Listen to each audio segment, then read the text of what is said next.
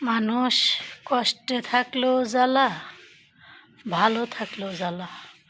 কষ্টের কথা যদি মানুষের কাছে কয় তাহলে মানুষ উপহাস করে যে একটু একটু কষ্ট হলে কি মানুষের কাছে কয়ে বেড়ার লাগবো।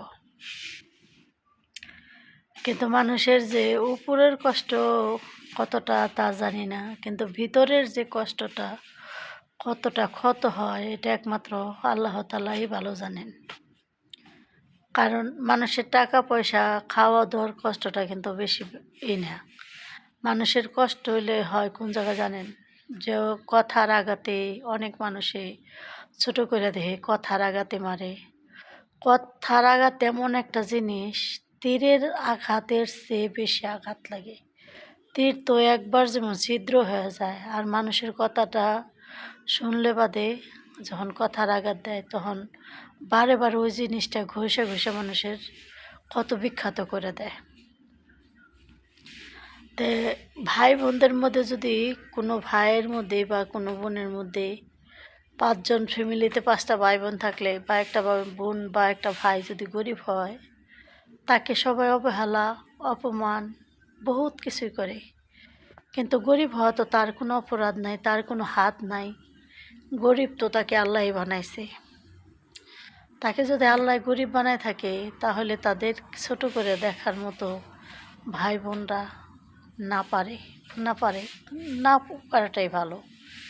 কিন্তু ভাই বোনরা কী করে, ওই কাটা খায় যেভাবে লেবুর রস চিপড়ে দেয়, ভাই বোনরা সেভাবে লেবুর রস চিপড়ে দেয়। বা কতটা ছোট করে ভাই বোনরা দেখে যে সে বোনটা বা ভাইটা তার কষ্টের আঘাতের কথাগুলি ভাই বোনদের কাছ থেকে এটা আশা করে না। কোনো ভাই বা কোনো বোন যদি গরিব থাকে, কোনো দিনও আরেকটা ভাই বোনের কাছে আশা করে না যে তাকে গরিব বলে অবহেলা করুক, তারা অপমান করুক, তাদের সবার সামনে ছোট করে কথা বলুক বা ছোট করে দেখুক। কিন্তু কেউ এটা নিতে পারে না। সবচেয়ে কষ্টের ব্যাপার কি জানেন, পর মানুষ যদি কষ্ট দেয় তাহলে সেটা কখনোই কষ্ট মনে হয় না। আর আপনজন রক্তের ভাই বোন যদি কষ্ট দেয় বা দুঃখ দেয় তাহলে ওইটা মনে করেন তীরের চেয়েও আঘাত বেশি লাগে। কারণ যাদের সাথে ছোট থেকে বড় হওয়া, যাদের সাথে তা খেলাধুলা করে বয়সটা সে পার করা বা একসময় তাদের ঘরে থেকে পরের ঘরে যাওয়া, তারাই যদি গরিব বলে অপমান অবহেলা করে তাহলে সে বোন কোনোদিনও নিজে সামাল দিতে পারে না। হয়তো আমি বা যেই হোক, এটা যার ক্ষেত্রে হোক, কোনো বোনই সে পারবে না যে আজকে ভাইয়ের আঘাত বোনে সহ্য করতে। আর দ্বিতীয়ত কথা কি, বাড়িতে 2টা বোন থাকলে বা 5-4টা 3টা ভাই থাকলে যদি এক বোনকে ভালো চোখে দেখে আরেক বোনকে খারাপ চোখে দেখে, হয়তো উচিত কথা কইলেই মানুষের গায়ে জ্বালা করে। কিন্তু এই সমাজে উচিতের কখনোই বাদ ছিল না, আর এখনও নাই। তো মানুষ এটা ভাবে না যে আজকে আমি ওরে 2 চোখে দেখতেছি, কিন্তু আমার চোখ নয় 2 হইতাছে, হাত নয় 2 হইতাছে।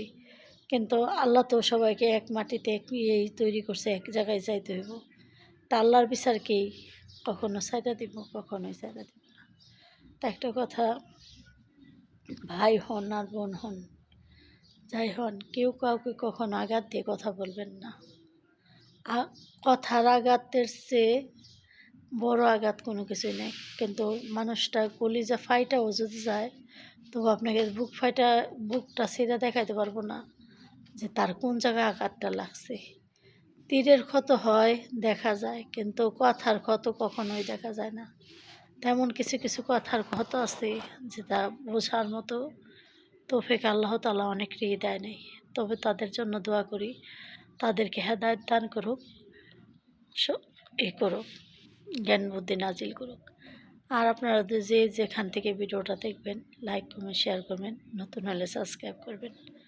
আল্লাহ হাফেজ, আসসালামু আলাইকুম, বাই বাই।